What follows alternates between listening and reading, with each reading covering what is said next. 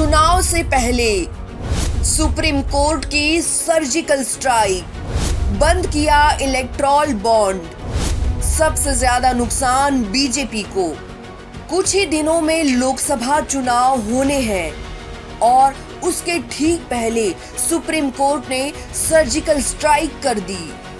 चुनावी चंदा को लेकर बड़ा फैसला सुना दिया है, जिसके बाद भारत में कोई भी राजनीतिक पार्टियां इलेक्टोरल बॉन्ड से चंदा नहीं ले पाएंगी।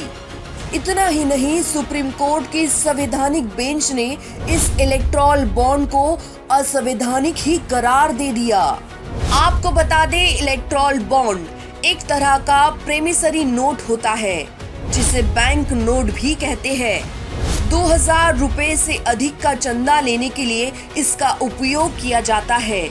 2017 में भारत सरकार ने पहली बार चुनावी चंदा लेने के लिए इसे प्रयोग में लाया था। इसके बाद सत्ता में काबिज रही पार्टियों ने इसको जमकर भुनाया और इसी के माध्यम से अपनी अपनी पार्टी की तिजोरियां भरी। हालांकि भारत सरकार ने उस वक्त तर्क दिया था कि जो चंदे की नकद व्यवस्था है, उससे काले धन को बढ़ावा मिलता है, इसलिए इलेक्टोरल बॉन्ड की सुविधा शुरू की गई है। लेकिन वक्त के साथ इसका ठीक उल्टा होता चला गया। ये पूरा मामला सुप्रीम कोर्ट के सामने पिछले 4 साल तक पेंडिंग रहा। नवंबर 2023 में इस पर संवैधानिक बेंच ने सुनवाई की। इस बेंच में chief justice DY Chandrachud, justice Sanjiv Khanna, justice BR Gavai, justice JB Pardiwala और जस्टिस मनोज मिश्र शामिल थे। सुप्रीम कोर्ट के संवैधानिक बेंच ने पूरे मामले में 3 दिन की सुनवाई की और 2 नवंबर 2023 को अपना फैसला सुरक्षित रखा। सुनवाई पूरी करने के 105 दिन बाद सुप्रीम कोर्ट ने इस पर फैसला सुनाया है और इसे असंवैधानिक करार दिया। यह वो 3 कारण हैं जिस वजह से बॉन्ड बैन हुआ। पहला कारण, इलेक्टोरल बॉन्ड रिश्वत। इससे सत्ताधारी दल को ज्यादा चंदा मिला। इलेक्टोरल बॉन्ड पर सुनवाई के दौरान ADR से पेश वकील प्रशांत भूषण ने इसे रिश्वत बताया। इसे साबित करने भूषण ने ADR के हवाले से एक रिपोर्ट भी कोर्ट में दाखिल की। ADR के मुताबिक 2017 से 2022 तक इलेक्टोरल बॉन्ड से बीजेपी को 5271.97 करोड़ रुपए मिले।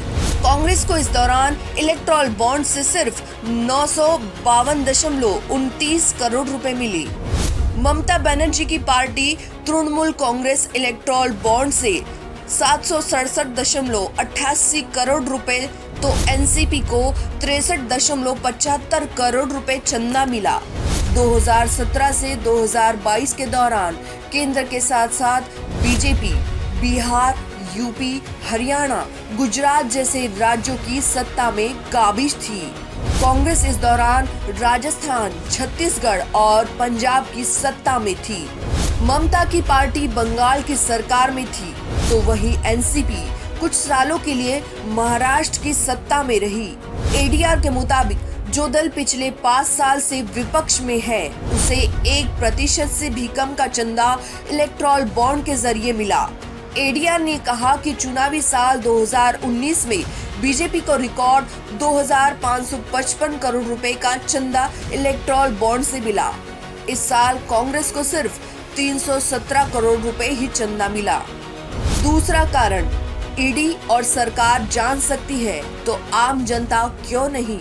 सुप्रीम कोर्ट में सुनवाई के दौरान ADR के वकील प्रशांत भूषण ने कहा कि इसको लेकर जो व्यवस्था बनाई गई है, उसके मुताबिक SBI को पता होगा कि चंदा किसने दिया। SBI सरकार के अधीन है। नियम में बताया गया है कि ED दानदाताओं के बारे में बैंक से जानकारी ले सकती है, जबकि ED भी केंद्र के अधीन है, तो आम नागरिक को ही इसकी जानकारी क्यों नहीं। तीसरा कारण, आम नागरिकों की आवाज दब जाएगी।